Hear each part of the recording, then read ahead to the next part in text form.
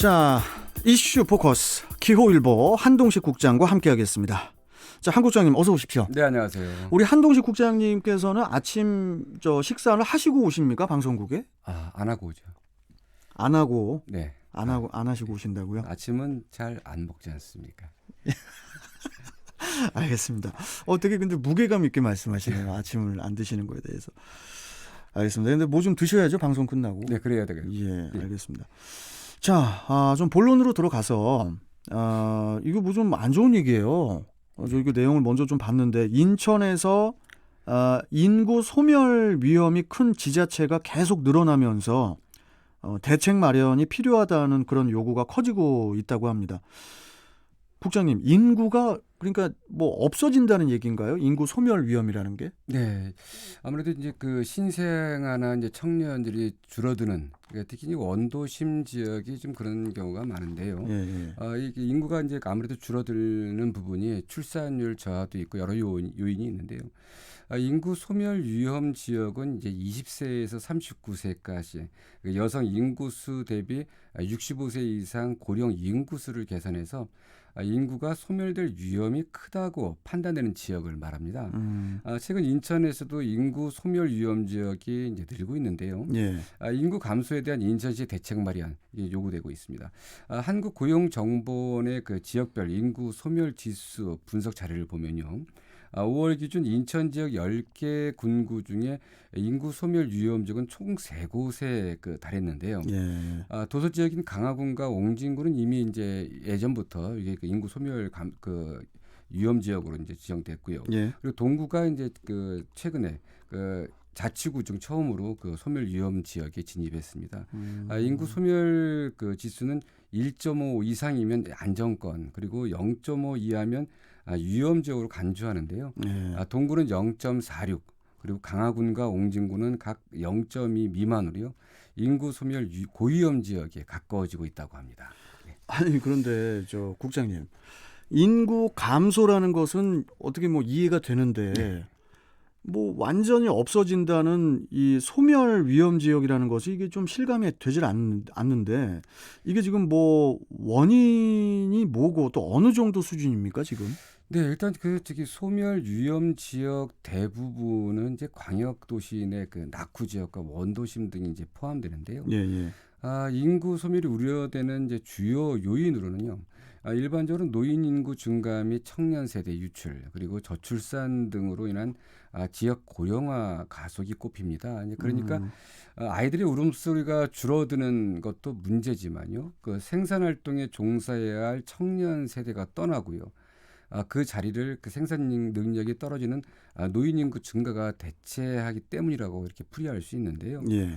무엇보다도 인천은 10개 군구 3곳이 소멸 위험 지역에 포함돼서 전체적으로 보면 이 30%의 비중을 차지하는 겁니다. 근데 이는 이제 전국 특광역시 중에서 가장 높은 이제 수치라고 하는데요. 실제 부산은 16개 군구 중 4곳, 그리고 대구는 8개 군구 중 1곳이 소멸 지역인데 반해서 인천은 좀 이들보다 상황이 좀 심각하고요. 서울과 광주, 대전, 울산은 이 소멸 위험 지역이 한 곳도 없다고 합니다. 그래요? 예. 결국 인구 소멸을 막기 위해서는 이제 아이 키우기 좋은 도시를 만들고요. 이를 위한 다양한 인프라 구축과 이 청년들을 끌어들일 수 있는 이 원도심 활력을 위한 재생 사업 등 여러 가지 이 인프라 구축들이 좀 돼야 될 것 같습니다. 부산도 좀 심각하네요, 지금.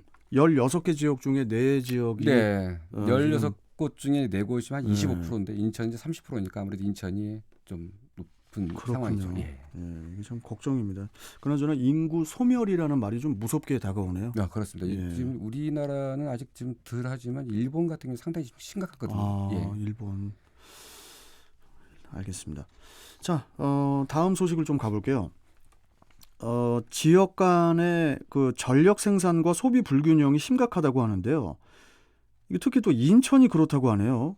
뭐 어떤 문제가 또 있습니까, 인천에? 네, 뭐 많은 분들이 아시겠지만 인천은 이 발전소가 많은데 이게 발전소가 인천에서 자체적으로 활용하기 위한 것이 아니라 대부분 이 서울이나 경기 지역으로 이제 보내는 것입니다. 아, 그래요? 예. 그래서 인천의 이제 그 전력 자립도, 그러니까 그 전력 생산량을 소비량으로 나눈 이제 전력 자립도는 247%, 쓰고도 남는 거죠. 전국에서 가장 높은 것으로 나타났습니다. 예. 하지만 이제 생산량의 절반 이상을 이 타 지역으로 보내면서 문제가 되고 있는데요. 예. 이렇게 지역 간 전력 생산과 소비 불균형이 최대 138배 이상 차이가 난다고 합니다.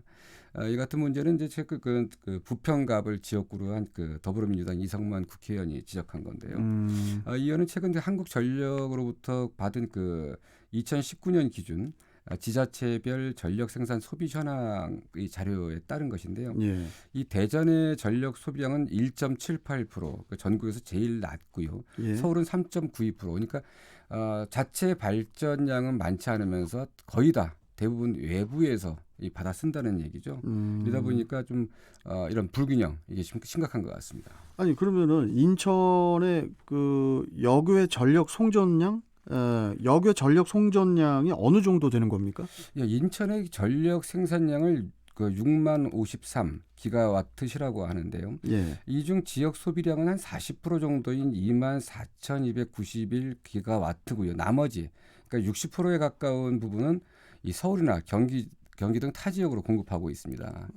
그리고 또 인천과 함께 석탄 발전소가 밀집한 그 충남 역시 그 생산량은 그 12만 그 3,905 기가와트인데요. 예. 지역 내 전력 소비량은 한 40% 정도, 여기도 나머지 한 60% 정도는 이 다른 지역에 공급하고 있다고 합니다. 예. 이렇게 이제 그 100% 이상 자급률을 보이는 지자체는 인천, 충남, 부산, 경북, 강원, 그 전남, 경남 등으로 이들 지역도 마찬가지로 이 전력 생산량 대부분을 상당 부분을 이 다른 지역에 보내고 있답니다. 예. 좀 예를 좀 들어보면요, 이 서울은 발전량이 1,847기가와트인데요. 예. 이 소비량은 4만 7,167기가와트로 2% 정도만 쓰고 나머지는 다 외부에서 이제 받아 쓰는 거고요. 대전 역시 그 생산량 대부분을 그 외부에서, 그러니까 충남 다른 지역에서 이 그 전기를 받아 쓰는 건데요. 예. 예. 이렇게 그 전력 생산과 소비 격차가 이제 크다 보니까 전력 생산에 따른 그 지역, 그러니까 인천이나 충남 같은 지역은 이 환경 오염이나 이제 송전 과정에서의 그런 부담들을 안게 되는 거죠. 이게 어쨌든 인천도 지금 그 이 화력 발전소가 있지만 화력 발전소에 의한 피해가 크지 않습니까? 예. 예. 이런 부분들에 대한 이제 그 정부 차원의 어떤 대책들, 이런 부분이 필요할 것 같습니다. 이거 지금 그 뉴딜 정책에 좀 그 넣어야 될 것 같은데요. 그렇습니다. 예. 알겠습니다. 자, 오늘 말씀 여기까지 듣고 또 내일 뵙도록 하겠습니다. 고맙습니다. 네, 감사합니다. 자, 이슈 포커스 기후일보 한동식 국장이었습니다.